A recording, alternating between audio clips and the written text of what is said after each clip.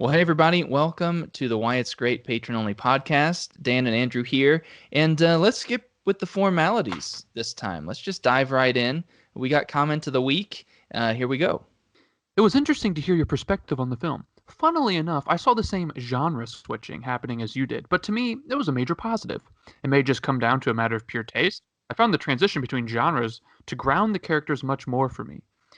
Reality, you don't expect to wake up in the morning and have a day filled exclusively with comedy or drama or any other specific mood. As things happen, the mood ebbs and flows between a mixture of these feelings. I find that when a movie flows between comedy and serious drama like this, I become much more immersed in the story and the character feel much more real and three-dimensional. I don't know. Okay. Yeah, I remember reading that one. That's kind of the one I was alluding to earlier. Yeah. And it's like, I read that and I go, yeah, I get that. In real life, you have highs and lows all in the same day. But movies, unless you're going for realism, don't usually have that. They usually have intentional tones that help keep the pacing in the movie on track. Yeah. You know, it's like, okay, great. You like the shifts in tone. And maybe he's doing something unconventional that's ahead of its time. Yeah. And we'll look back and be like, well, this was great. But typically, those kind of shifts in tone don't work in a movie unless they're going for hyper-realism, which this movie is not. Yeah. So that's the weird thing is like, one, I'd argue that shifting tones a lot actually in a 2-hour medium doesn't create realism. It creates surrealism. Right. Because exactly, we aren't experiencing the movie in time with the characters. So movies have to be conscious of what you're making the audience feel within a 2-hour span, where in the fiction of the story, it's not 2 hours, unless you're watching something in real time like 1917, which and then there's a difference between natural shifts in tone and like drastic. So like someone making like a joke out of anxiety real quick is like, that makes sense. It's grounded in like someone would make a joke to alleviate tension. But to be like, for a majority of the film, a surrealist comedy, and then to, in the turn of a hat, become like Schindler's List is really, it's not just a shift in tone. That's like, that's becoming a different movie. That's exactly what I was going to say. The other thing is that the movie doesn't go back and forth. If it went back and forth, it would be one thing. Like, if it had humor and that same level humor throughout, that would be one thing. But the movie is like, the first half is great. It's like Wes Anderson-y, but slightly different, more unique. I was loving it. And then all of a sudden it became a horror movie for like 5 minutes with all those kind of sound effects and tropes. And then it became, like you said, Schindler's List. And they never went back and forth after that. Maybe at the end, after everything's done, or like when it was like surreal wartime weirdness, and then they dance at the end. Yeah. But like, there's a 40-minute stretch with no humor. Yeah. It's like, that's another thing too, is that like the series didn't allow you to really elaborate stuff. But I knew what you were saying because we talked about it. But the movie, for most of its runtime, is surrealist. It's not realistic at all. And that's great. Like, the Nazis are like obviously caricatures of themselves, and they say things the things they say are like almost fourth wall breaking, where Taika Waititi's going, isn't this ridiculous? Like, listen to what they say. It sounds ridiculous. Like, Hail Hitler, Hail Hitler, Hail Hitler, Hail Hitler. And it's like, it's exaggeration for the means of pointing out how ridiculous the way these people talked was. That's great. It's actually effective. There's debate about the morality of it, whatever.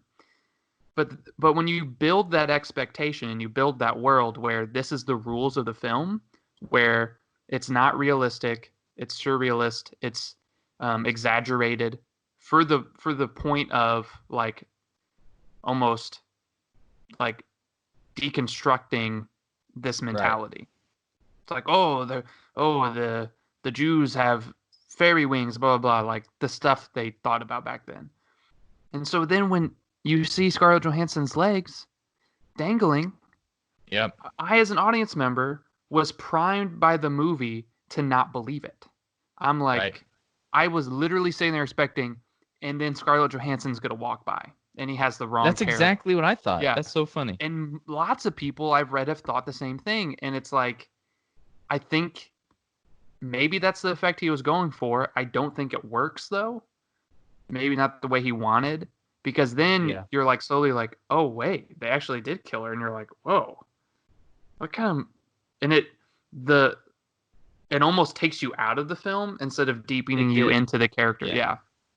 So maybe it was an effect he wanted me to feel, but in making me feel it, it took me out of the movie. Yeah. And I don't know. Maybe that was whole his rest of goal the movie, too. I'm Maybe like, it was all intentional. Maybe he's a genius. Okay, great. You liked it. Fantastic. Maybe, and yeah, again, that could work for some people. Like, wow, it made me feel the pain even more. But for me, it was like, I don't know. It's like I don't know what to feel now. Like I don't. Yeah. Right. And then it kind of at the end, it kind of goes back to it of like, what world does this movie take place in? Whereas something like Thor Ragnarok, it has that tone all the way out. It's not, and it's fun because you know what movie you're watching the whole movie. Yep. But even the one we should Mandalorian episode he directed, like, it was consistent. So today we're talking about the Buffy episode, and we have a script, and Andrew's done the voiceover. We've recorded a bunch of it, but I've yet to edit it. So if you've seen it, you know already how it turns out. Hopefully it's good. But we wanted to talk about it because Buffy is like our favorite show of all time. Andrew and I are very similar in a lot of ways. We're very different in a lot of ways. And I'm discovering more and more differences, as life progresses. But this is something we've always been unified on, and it's pretty cool to share your favorite show with your brother. Buffy the Vampire Slayer. Let's get into it. Lots of differences. I'm cool. Dan's not. Yep. I'm funny. Dan's not. Right. I just am always right. Dan's not, obviously. So, man, I could go on, but I think that is a thorough analysis that requires no more explanation. I will say, here's what's sad. So I'm 5.5 years younger than Dan, and so my whole life, Dan and I look kind of similar. Like we grew up in the same neighborhood, went to the same school. So I was always like doing things Dan did, but like 5 years behind, right? So like getting the same teachers 5 years later, or like getting the same taste for certain movies and music, but 5 years later. The one time in my life I beat Dan to something and Dan follows me on is going bald. Yep. That's it. That's the only thing I have over him. Yep. He got married first, kid first, like all this other stuff first, all the good stuff first, all the teachers first, like, and guess what my stake to claim is that I beat Dan to? Shaving my stinking head. Yep.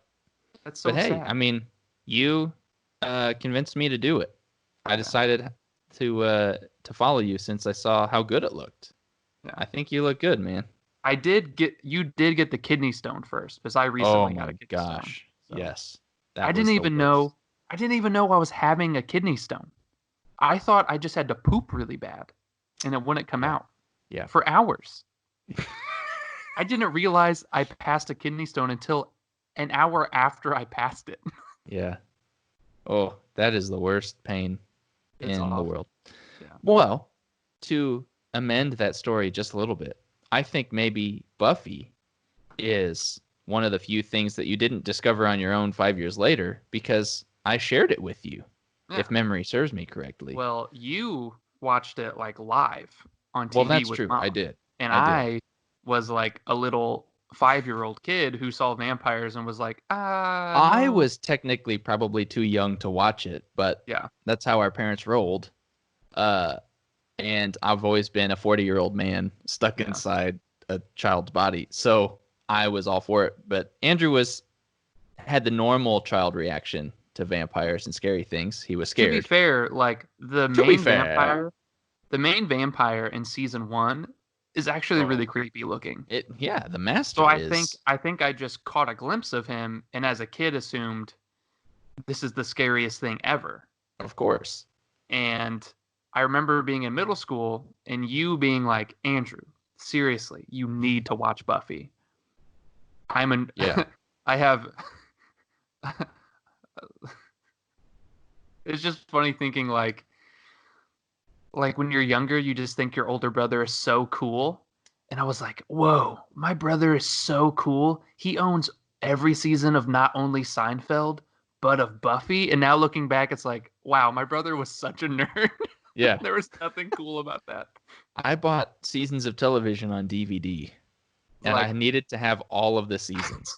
And now I have boxes full of crap in my basement because I've been so sentimental I can't get rid of it. But every show you ever want to watch is on streaming.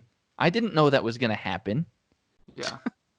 Well, as a kid, I'm thinking, wow, Dan is so cool. He owns all these like shows and he knows so much about them. And like I picture you going off to school and you walk in the hallway and another student's like, hey, that's Dan Drake. He owns every season of Buffy. Wow, that is so cool, dude. Man, I wish I was like him. I'd love to borrow Seinfeld season 3. That's what I was thinking as a kid. Like, this is the zenith of cool, owning Seinfeld on DVD. That is so funny. That is really funny. Yeah, I just because you used to keep all of them. You basically had 2 rooms growing up, which is another thing I was mad at. You had your bedroom, and then our family's computer room was really Dan's computer room.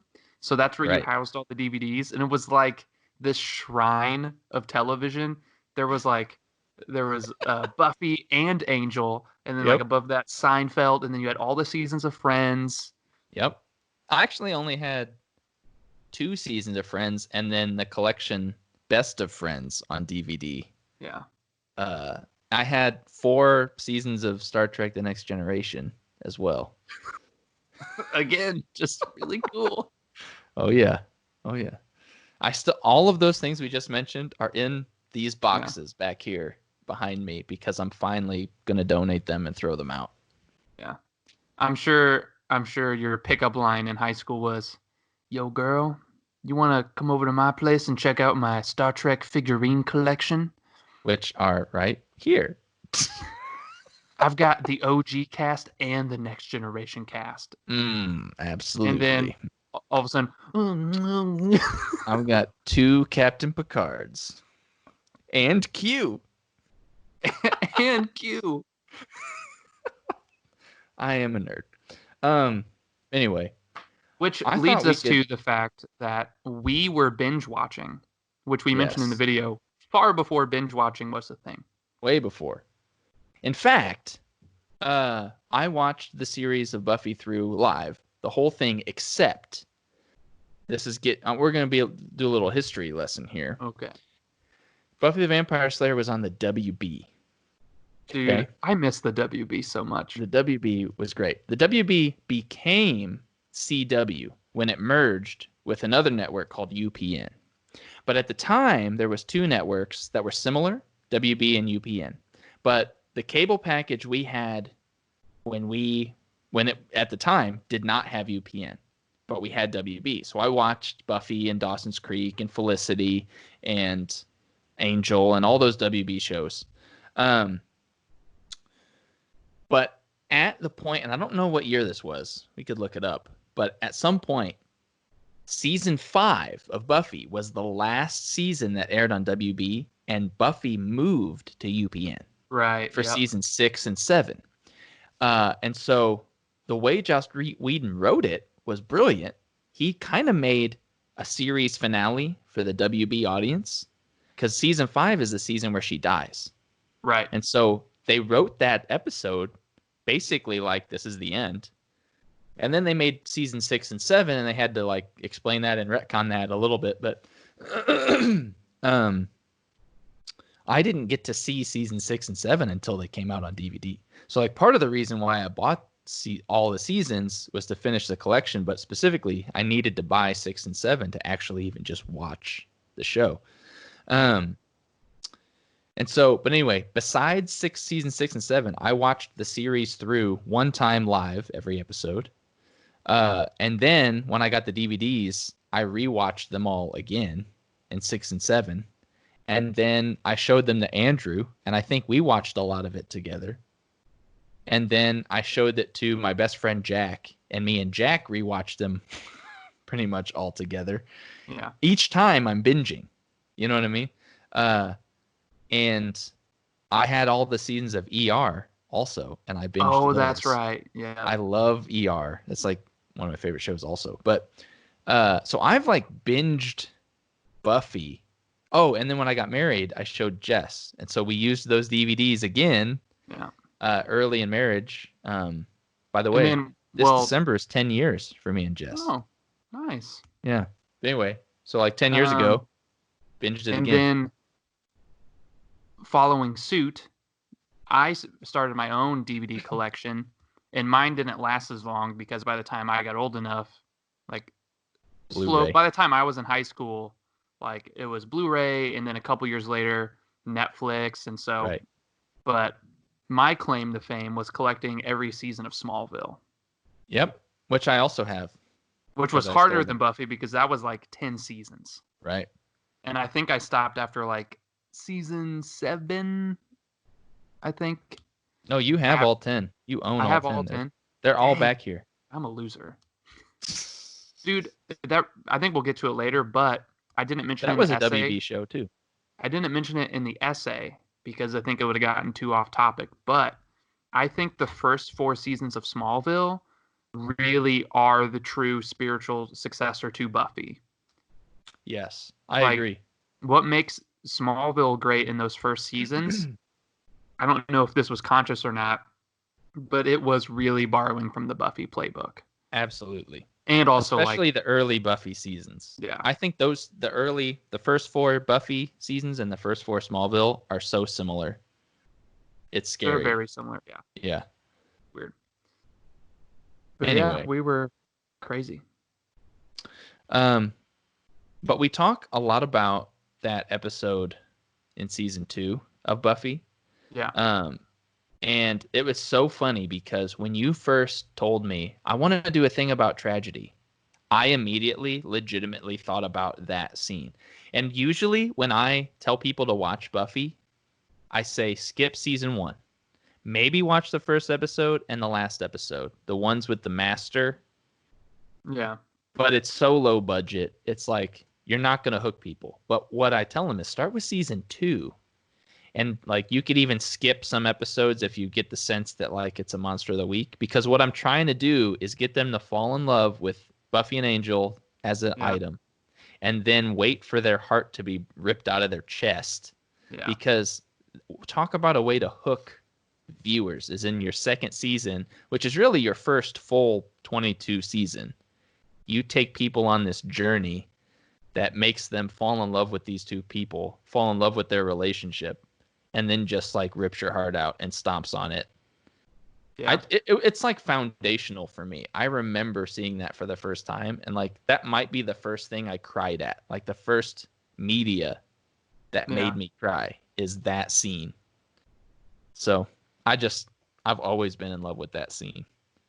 Yeah. I mean, the video's a little disingenuous because I started a rewatch in like 2019. And so I watched season 1 and season 2 just because I missed the show and I wanted to watch it. And I was like in between current shows. And I made it through season 1 and I was honestly like, man, this is kind of rougher than I remembered. And I was thinking if I didn't already have the feelings and connections to those characters from having already seen it, I don't know if I could make it through season 1.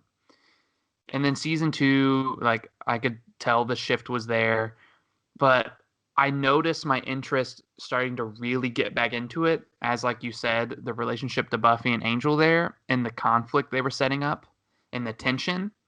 And then after I finished season 2, I was like on such a high. And I was like, I remember I was like texting you. I was like texting you as I was finishing season 2, like, dude, I forgot about the scene with the rocket launcher and she kills that demon. And it's like pure Joss Whedon genius where he sets up this big bad and then they just like throws your expectations and she kills them with a rocket launcher. And then you're like, wait, what is the rest of the season? Then it's the rest of the season's Buffy and Angel. Oh, that's way more. That makes way more sense because there's actual real emotional things at stake between that Angel as a villain and not just some random demon. And I finished and I was like, man, I need to make a video on Buffy. And you had started the YouTube channel and I couldn't quite put my finger on why season 2 got me where season 1 didn't. And then I stopped watching and kind of forgot about it. And then we had other ideas and videos. And then I started watching Angel 2 and watched a couple bit of Angel season 1. And there's that episode in Angel season 1 where Buffy comes over. Right. Isn't that episode? Oh, that episode I think is a great counterbalance to the ending of season 2. Yes. Because it rekindles that, to quote John Truby, that might have been, and Angel gets another chance. Yes. It's Angel. It's almost like Angel's version of the episode. Right. Where Angel has to make the sacrifice. Yes. And he, through some weird confluence of events, I can't remember, some weird spell or something, they get to be together again. And there's no consequences. He kills a demon. Yeah. That its blood can make you human. So the blood of this demon he kills makes him human. And it's got a jewel on its head. Yeah.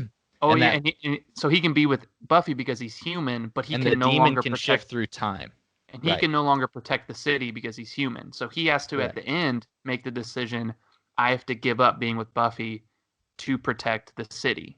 Classic superhero storytelling, which so many superhero movies, like I mentioned in the video, gets wrong. And they discover that if they do this time traveling thing that the demon can do, he can go back to that moment. And they realize that if you destroy the thing in his head, he'll die. So like, the second time the demon busts in and Angel, like, instead of like wounding it and getting the blood on him, he just punches it right in that jewel and it kills him instantly. And Buffy's like, what was that? And he plays it off like, oh, they're like cockroaches around here, you know?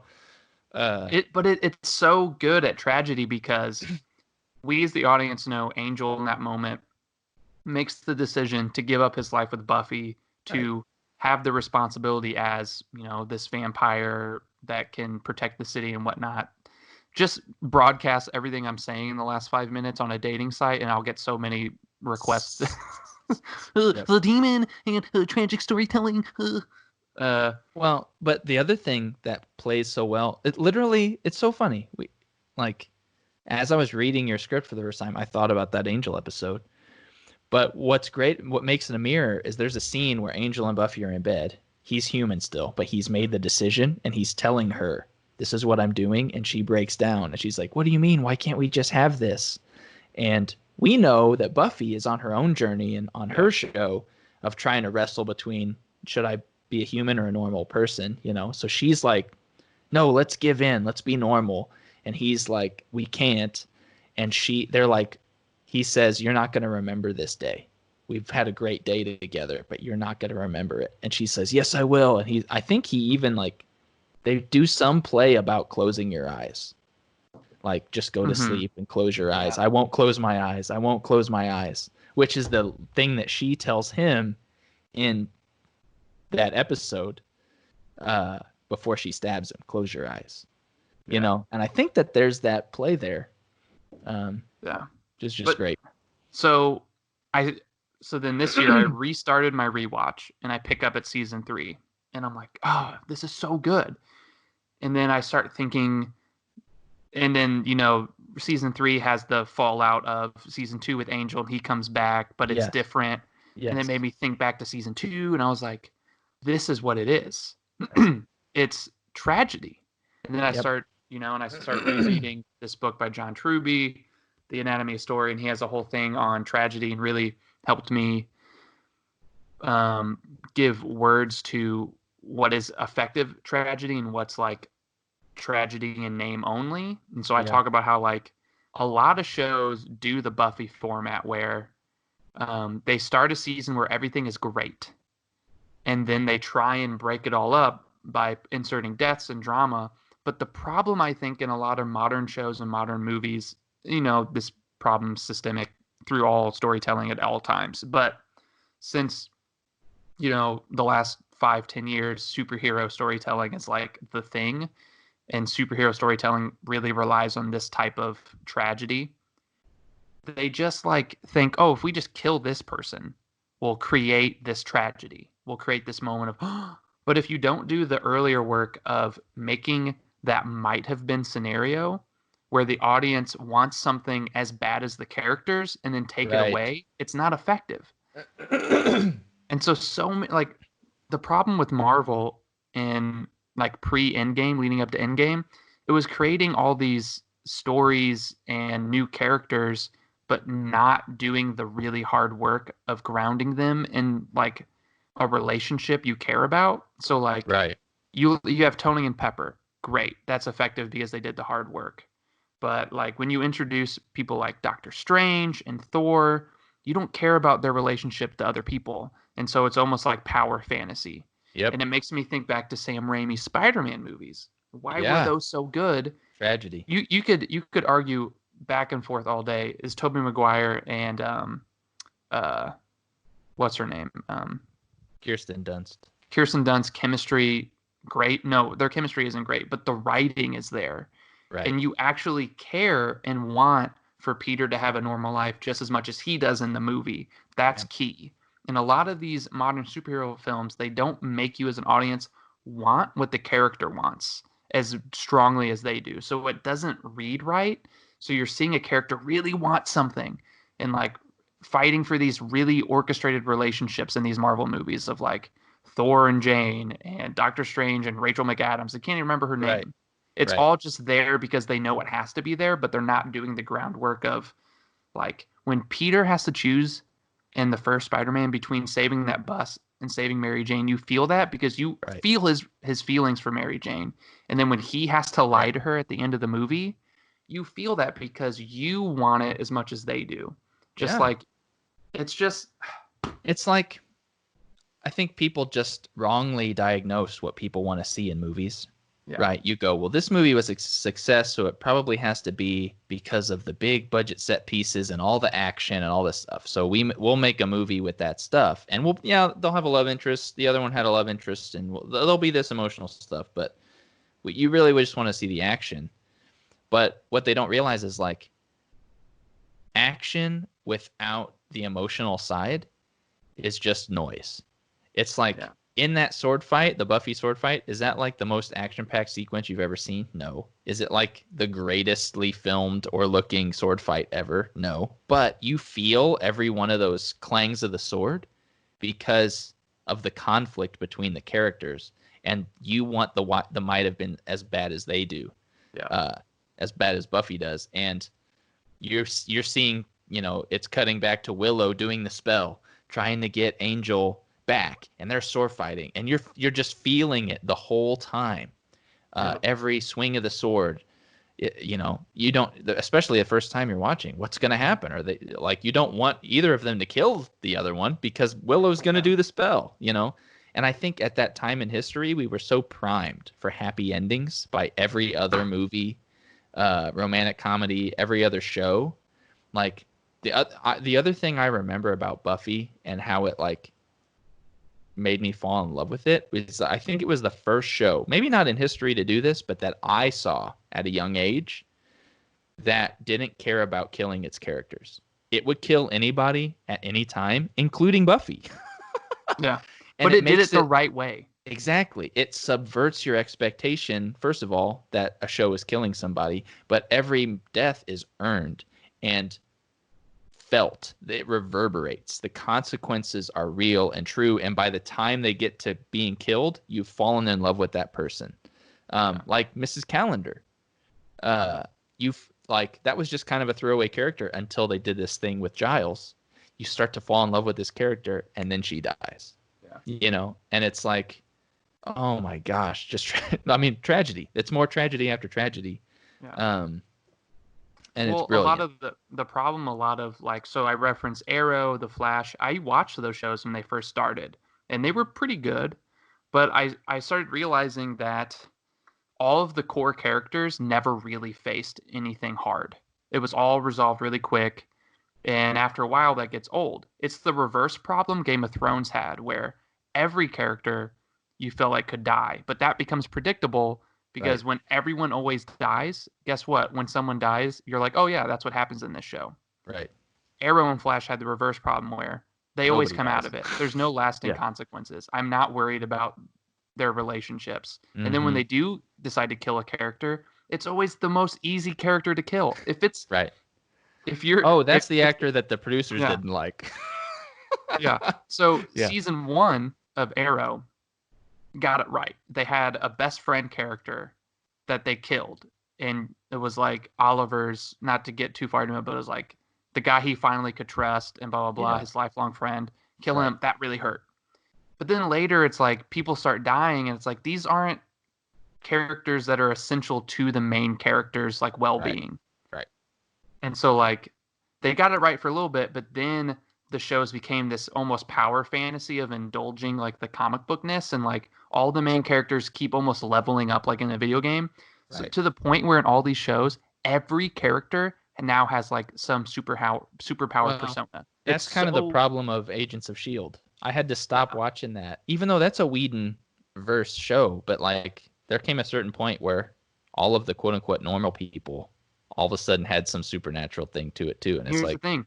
I think they're copying Buffy, but they're taking the wrong lessons because everyone in Buffy does the same thing. Willow gets magical spells. Xander kind of gets his own niche. Like Giles gets more and more involved and blah, blah, blah. And you could argue, well, Buffy does that. Everyone gets more and more involved in the occult, but there are sacrifices. Willow loses her first actual real love. Like she had Xander and Seth Green, but like she didn't finally connect with someone until Kara. And so as she gets stronger as a witch, she has to lose something. Yes. Same thing with Buffy. Like the more she gains, the more she loses. These other shows like Arrow and Flash, all these characters just keep getting rewarded at the cost of nothing, and you just lose interest. Yeah. Well, even in Buffy though, not everybody becomes a superhero, and that's kind of what Xander's always he finds his niche and he grows as a character and he matures, obviously, but he kind of settles into being a construction worker, and he marries Anya, who actually Anya kind of goes down in power. And that's the beauty of the show, is it's like sometimes for your character to grow, they have to lose the thing that makes them special. They don't need to gain something that makes them special. They need to lose it like Anya does and then learn how to cope with the consequences. Which brings me back to something we've talked about probably offline. I don't think we've ever said this in a podcast or anything. But I think you're onto something when you talk about what shows really need to be great is to put your characters in precarious situations with real stakes, have them make a decision, and then the rest of it is suffering the consequences of that decision. And maybe even rinse repeat, like having to do that a couple times per season. But like having a show that has one really big decision, like Breaking Bad, one really big decision that then spirals down into all these other cycles of decision making. But like what you have to have is the consequences, real, lasting, felt consequences. And then the last bit of it is your character then has to change as a result. And that's either a good change or a bad change. And that's what Breaking Bad does. But I would argue Breaking Bad is standing on the shoulders of Buffy the Vampire Slayer, being one of the first shows I ever saw, maybe one of the first shows in that era to really get that right. And I love what you wrote. Storytelling doesn't age. Yeah. It's brilliant. Well, and it's just like, I think why, if people who don't watch the show, they hear people say Buffy is just like the top of TV shows. And if they dip their toes in, they're like, what are they talking about? Buffy, in some respects, isn't perfect. It's aged. Yeah. But again, if you really dig into the core, it's there. And I think what makes it unique, truly, is that it was one of the early genre shows that really tried to transcend the genre traps. Right.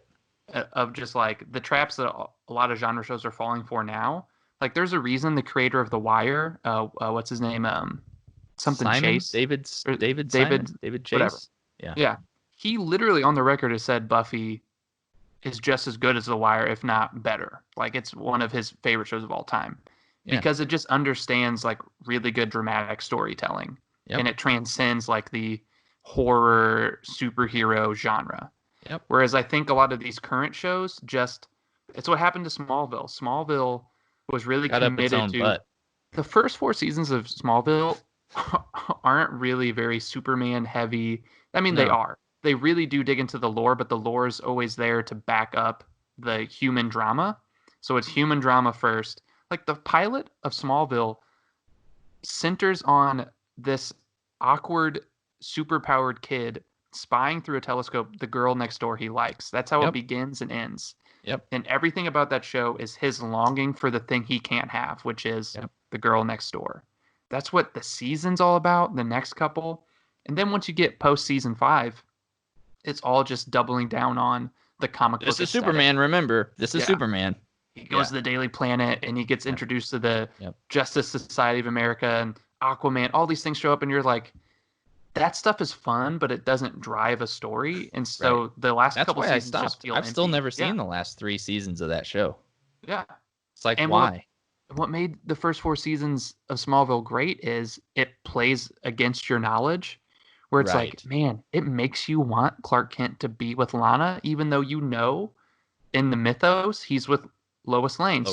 There's an internal struggle with you. It's you like, want him and Lex Luthor to be friends. Yeah. Even though you know they can't be. Right. Or that somehow they don't. Yeah. And guess what? Mm-hmm. After season 5 or 6, whenever both those characters leave the show, that's when the show isn't interesting anymore.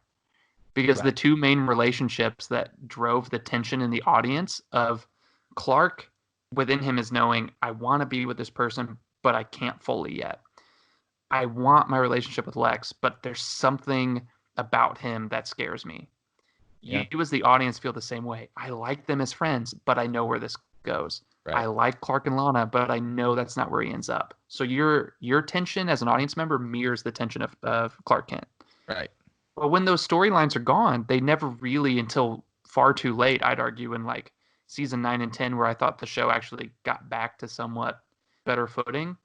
Like they had to like start over from scratch. And then so they filled the gap, or they filled the episodes with just like, well, here's this comic reference and introduce this character and more Green Arrow and more Aquaman. And it's just like, okay. Yeah. Anyway, I think this has been a great conversation about Buffy. The last thing I wanted to say before we probably should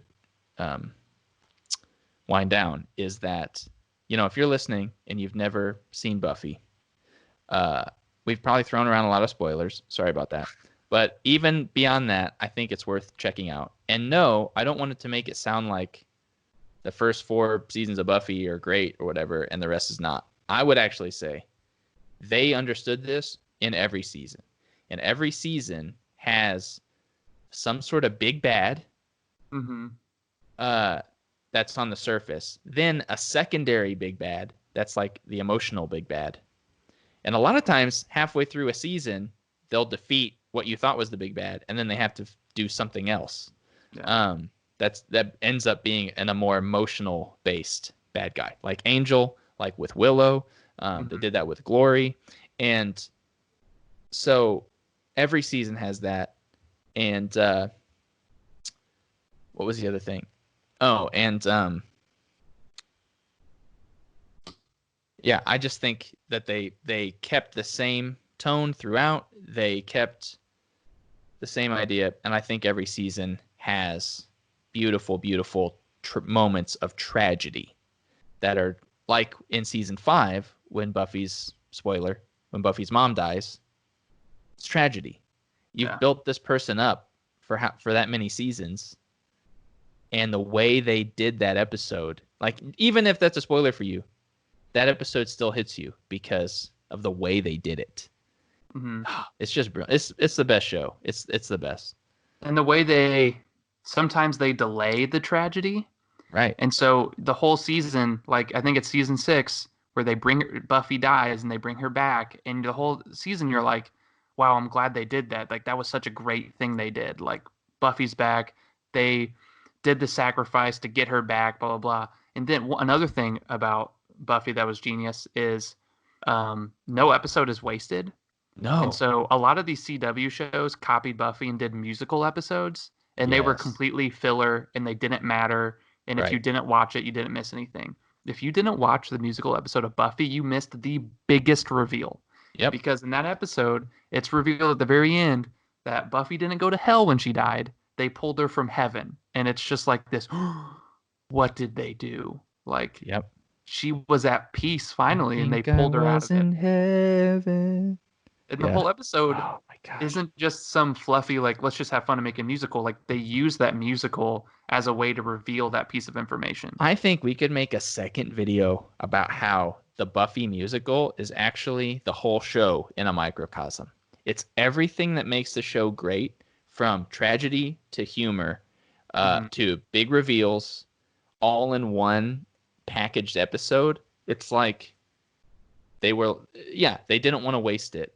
The songs are fantastic. They're fantastically written, but the songs all have, maybe the focus of the video is just like, is setups and payoffs and purpose, right? They got the mustard out. Right. That's what a musical is, with themes and motifs. And they use that idea that, like, here's the beginning. We're setting up, this, and every song, every line has purpose behind it that then pays off later, leading ultimately to the big reveal. And it's the other thing it does is it sets up the Buffy Spike relationship. Yeah. It's like, I feel like there's 3 or 4 bombs dropped in that episode. Oh yeah. And what an amazing thing to do that in what could be looked at as a gimmick, and a lot of shows use as a gimmick. I don't know. Yeah. You can take lead on that one. It again. Yeah. You take lead on that one. I can.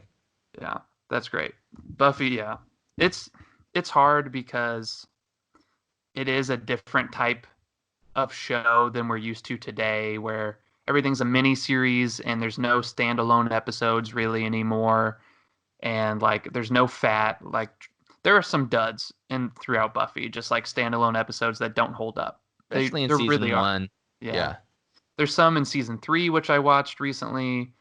Yeah, there's some great standalone episodes. Like, there's a whole episode in season 3 where Xander is basically struggling with his role as like the person who can't contribute. Like, Seth Green's a werewolf, Willow's learning magic, Buffy's obviously the Slayer, Giles has his role, and Xander's just like the guy who brings donuts. Yep. And so he's like, all the other characters keep coming back, like, okay, let's do this, and you do that. And then Xander's like, what do you need me to do? And they're like, well, maybe just for your own safety, you should stay out. And so he has his own side adventure. He has his own side adventure that they don't know about, where he basically like saves the town and no one realizes it. But the whole story is about him learning to accept the fact that like he is just Xander. And what he does bring to the table actually does matter, even though and it's like him finding confidence in himself again. And I was like, that episode is hilarious. Dude, like, when they're like, he'll like pop into what they're doing, and they're like doing this epic fight scene with this huge monster, and he's like doing this other thing, but ends up he's the one that saves everybody. And no one realizes it. They think what they're doing saved it. And and the growth is, at the beginning of the episode, he would have been like, see, I saved the day. But at the end, he's like, yeah, it's okay. Like, do you guys need me to get you some donuts? Like, what do you need? Yes. He just like learns to accept that like he does matter, even though he's not super powered. Do you remember the one where they wake up in the magic store and they have no memory of who each other are? That's a great standalone episode. And I think that's in like season 5 or 6. And they wake up in the magic store, and for some reason, Spike, I don't even remember the setup, but he's like just happened to be, I think he wanted to make fun of Giles or something. So he showed up in like a spiffy English suit or whatever. Oh, yeah. That he like got from a costume store. And then they can't remember who they are, and they're both British, him and Giles. So he's like, I must be your son. And then he like looks in his shirt. He's like, looks, and inside it says like owned by Randy. And he says, you named me Randy, which in England means something different. Dude, he's like, no wonder I hate you, Dad. It's just, oh man, that kind of stuff. Yeah. It's so funny. Then there's the the epitome of standalone episodes for Buffy and Silence. Oh, which won an Emmy. Yes, it did. Honestly, if I Episode's remember called Hush, correctly, season 4. Hush. That's how you got me into Buffy, because I was Yes. like 6th grade, still like, oh, this is an old show and it was scary. I didn't like it. And then you were like, Andrew, watch this episode. You showed me Hush. You didn't show me anything. You just showed me Hush. And you were like, these people in this episode are scary, but it's not that scary, and it's funny, and it's great, like TV. And I watched it, and I was like, I want more of this. Okay. For those of you still listening to this, you've made it to the end. Here's the gold nugget. If you want to get into Buffy, but you're unsure, watch Hush and/or watch the musical, because there might be some spoilery stuff, but those episodes, if you don't like them, you won't like the show. But they're like the epitome, the essence of the show boiled down into one episode. That's what it is. And if you like, and you don't even have to like have to know everything up to that point to enjoy it. There might be a few things you miss, but I think you'll still enjoy it. I mean, Andrew did. It got him into the show. So I forgot about that. I think that's one of the best episodes of TV of all time, of any show. Hush, in my opinion. Yeah. So, well, this has been Why It's Great, Patron Only Podcast. Thank you so much for listening, and we'll see you next time.